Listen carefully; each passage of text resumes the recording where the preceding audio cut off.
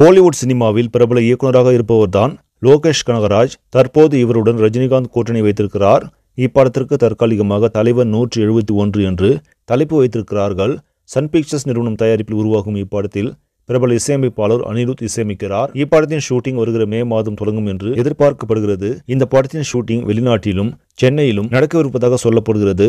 ரஜினிகாந்த் உடன் இப்படத்தில் நடிக்கும் மற்ற நடிகர்கள் குறித்த எந்தவொரு அறிவிப்பும் வெளியாகவில்லை.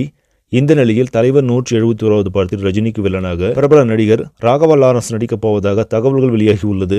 ராகவா லாரன்ஸை பொறுத்தவரையில் ரஜினி என்ன செய்கிறாரோ அதையே பின்பற்றக்கூடியவர். பல நல்ல காரியங்களையும் செய்து வருகிறார். படக்குழு அவரிடம் நடிக்க கேட்டால் நிச்சயம் அவர் ரஜினிக்காக நடித்துக் கொடுப்பார் என்று எதிர்பார்க்கப்படுகிறது. இதனால் ரஜினியின் 171வது படம் வெறித்தனமாக இருக்கும் என்று எதிர்பார்க்கப்படுகிறது.